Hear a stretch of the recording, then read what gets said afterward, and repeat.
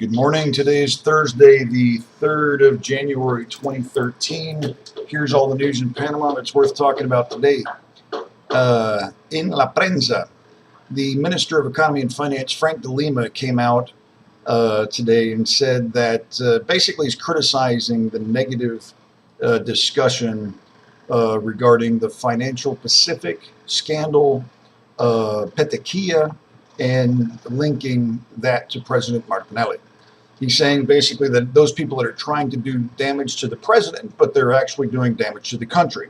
And his line was along the lines of, well, don't talk about negative things, talk about all the positive things that are happening in the country, like education and public works projects. And that's all well and good. However, allow me to disagree.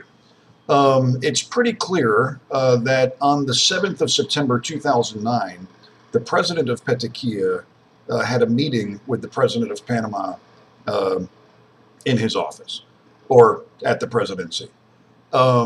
This was shortly after President Martinelli took office and before the Petequilla gold mine operation was allowed to go into production to actually begin producing gold. Someone then, after that meeting, and before the news came out in early November of 2009 that they were going to be allowed to issue gold, went out on the different stock markets and scooped up about 30 million shares of stock. And there were like 4 purchases, and they were spread out over, like one day and then another day, like 8 million, then 2 million, then another big purchase. But there were obviously a couple of big purchases that somebody bought that stock up. Now, I don't know who bought it. I don't know who did what, and the fact of the matter is, on the surface of things, it appears that someone, don't know who, used insider information to cash in on that deal. Now, should that be investigated? Yes. What should the president and the president's men be saying in this? Let it be investigated. We will support any investigation that occurs. We didn't do anything wrong, but if somebody else did something wrong, then they should be punished. Wouldn't that make sense? Isn't that what any normal person would do? Isn't that what common sense dictates that should be done? Rather than you're trying to do damage to the president, so don't talk about it at all. No, wait, bullshit. If there was insider trading, then it needs to be investigated and it needs to be looked into. If there was no insider trading, then and whoever bought those 30 million shares of stock can say that they just bought it on a whim because they decided it was a good time to buy, well then, hunky-dory and yippity-doo-dah. And off we go and proceed on to the future. But to say that we're not going to talk about it and it shouldn't be investigated, and then the last line of this story, Frank de Lima says, well, it's in the hands of the authorities and we should wait for the Supreme Court to decide. The guy, Jose Ayub Prado, who just got moved up, 3 days ago he was the Attorney General, now he's on the Supreme Court. He said, not only am I not going to investigate, I can't investigate because he's the president and the Attorney General doesn't have the power to investigate the president. And there's no case, there's nothing to investigate because the stocks are not traded in Panama, okay? So if there was any law broken in insider trading, the law was not broken in Panama. The law was broken wherever those stocks are traded. So the message coming out of the administration is not consistent. It also doesn't make a whole lot of sense. Whatever. The story ain't going to go away as much as they would like it to go away. If the president didn't have anything to do with it, then fine. If nobody else had anything that they did wrong, then fine. But wishing it to go away ain't going to make it go away. And now the story has been picked up in Argentina and Spain and Germany, and before too long it's going to be in the US and Canada as well. So, as predicted, expect more on the Financial Pacific thing rather than less. And remember that the guy who was in charge of the office that was responsible for investigating anything that was going wrong in Financial Pacific is missing. Okay, he disappeared. Supposedly he left his house one day to go do exercise, and he's never been seen or heard from again. Okay, a member of the Panamanian government, gone. Okay, And these things are just being ignored. So anyway, I spent 5 minutes on that because I think it's worth it, and we'll see how this thing continues to evolve over time. Okay, I'm going to whip through the rest of this stuff pretty quick. In the Panama America, Hallman, who's the president of the Chamber of Commerce, predicts that in 2013, the Panamanian economy is going to grow by 8%. They're always wrong by about 2.5 points. In the beginning of the year in January, they always say it's going to be 7%, and then by the end of the year, it's a couple of points higher. So if they're predicting 8, it'll probably come in at 10 or 11. Again, it happens every year.